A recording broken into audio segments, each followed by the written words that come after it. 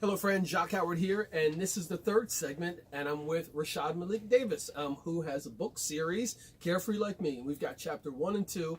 Both of these are available here at Classics Books and Gifts, where once a month, the third Saturday of each month from 1 to 3 p.m., I sit down with authors like Rashad for the Library Boxes of Trenton podcast. This is a great opportunity for any child who resides in Trenton to come down to Classics and get free books in partnership with the Books at Home program and get a chance to meet authors and just peruse around. There's things here for every age, from children. We have a whole children's section, but we also have more historic books. We've got biographies, autobiographies, a large section of romance novels for those of you who are into that as well. So Rashad, we've been talking quite a bit about your book series, Carefree Like Me, Yes. about the characters being like you and your friend Nina, and I also want to talk about some of the things that you're doing as an entrepreneur as well, because not only are you an illustrator and an author, but you are also trying to advance the whole idea of inclusivity and diversity, etc. Right. And what did you do earlier today?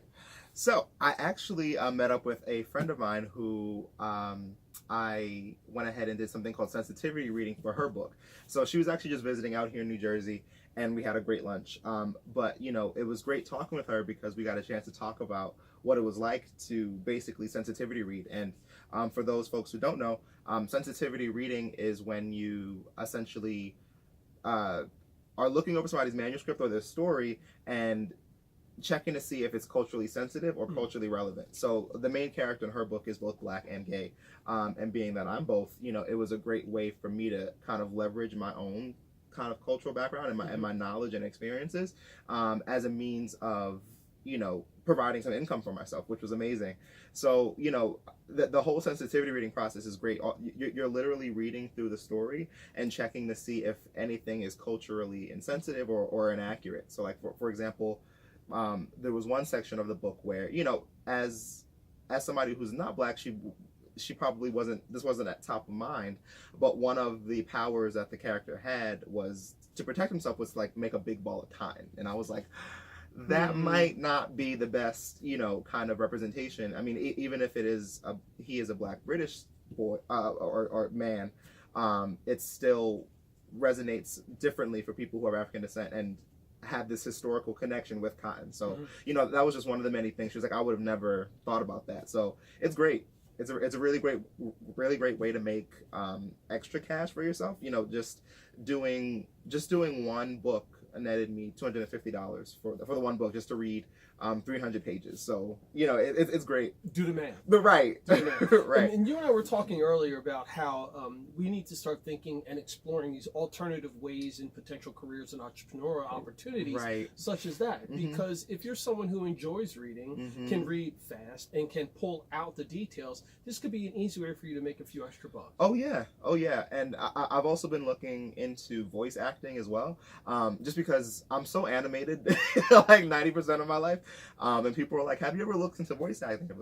You know, so it just kind of was a crescendo of voices being like, you should really look into voice acting. So that's something I've been actively looking at and researching, and how to break into that, just, you know, just for some extra side cash. And do something fun, you know, you never know where it could go. Exactly. Simply just satisfying your soul, enjoying what you do, and taking the skills and talents and things that you have. Exactly. Right, great. Exactly. So in May, you've got the launch of Carefree Like Me, Chapter 2, Sacredly Joyous. You've got an event that's coming up with that. Share that again, please. Yeah, so it's the book launch party that's happening, my apologies. It's happening May 11th from 10 a.m. to 1 p.m.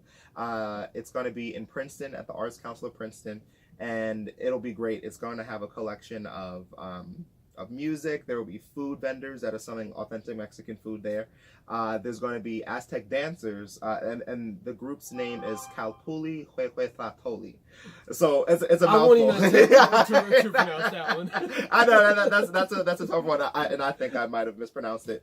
But they're really great. The owner or one of the co-owners, Edward, I reached out to him, and you know, he saw my passion and respect for his ancestors, so he was like, yeah, you know, we're definitely about it. So it's gonna be a lot of fun, and there will be art making things for the kids and the adults. You get to make your own wings you can take home with feathers. There will be a mural that everybody will take part of, and then there's going to be clay temple design as well.